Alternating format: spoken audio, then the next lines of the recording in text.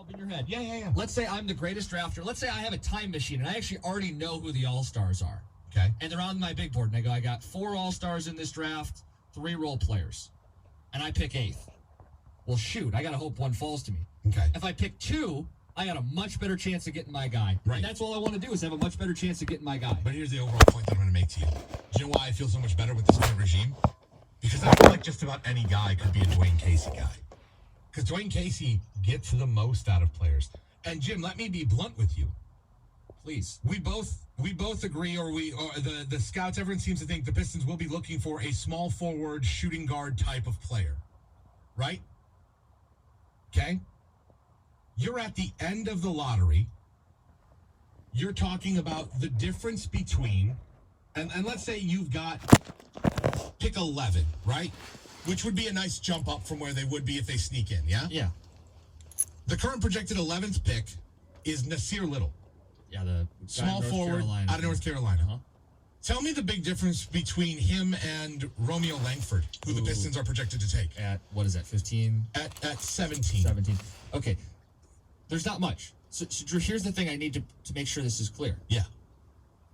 If they miss the playoffs tonight, mm-hmm. the overwhelming likelihood is you're right. They will end up picking 12, 13, or 14. And that is really no significant improvement. Nope. The reason it is 95% likely is because they've made so many mistakes to get here. No, they haven't. Yeah, and that's what you're understanding. My point is if they had not added Wayne Ellington and they lost a couple more games, if they had traded Ish Smith, it's not 95% likely they end up there. It's a much better chance they end up picking someone better than Nasir Little in your scenario. Your point is if they have a time machine and can go back and change things. So this organization screwed up, but the organization screwed up when doing that. This was a mistake, and we know that. Your point has to be, because your point can't be that when they were the 6th seed at the trade deadline. They should have known this roster still wasn't that good, and they should have said, we are smart enough to not buy. Much like if the Tigers are very good in June, they should be smart enough to know not to buy. The Pistons should have done the same thing. They were not smart enough to realize that, and that's why they are where they are tonight.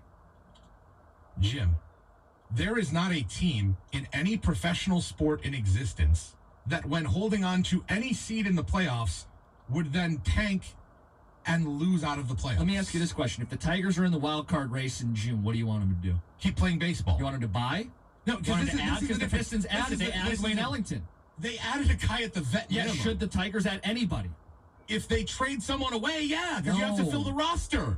Wayne Ellington is not a roster filler. Okay, Wayne Ellington is a better basketball player than a roster filler, than who they would have played if not signing him. Right. Again, Jim, they paid a guy the vet minimum. Mm-hmm. So to me, that is a warm body. You got the best warm body available, which is smart basketball. Why add the best warm body available when you know your team is not a contender? Because they were the 6th seed in the East. So you could have sparkles and sprinkles and have home playoff gates. And I don't make a cut of Tom Gore's playoff gates, so I don't give a damn if he gets but you get to watch more basketball. I get to watch him get bleep canned. No, thank you. I get to watch pigs led to slaughter. No, thank you. 866-314-9696. That's 866-314-9696. I'm just saying, Jim, to me, the biggest problem to me is that if you're going to tank, you got to do it at the start of the year. And if you were going to tank, you shouldn't have acquired Blake Griffin. People make it out to be that tanking is an all or nothing thing, and it has to go on for 2 or 3 years, and it has to be every single game. No, what you should have realized is even with this healthy group halfway through the season, they're not as good as you want them to be. So for a very short period of time, say 2 or 3 months, we're going to tank. Then next year we're going to go all out because we have expiring contracts and we can upgrade the roster through free agency. But in the short term, a short-term tank would have been best for everybody. I'm not proposing a 5-year Philly thing.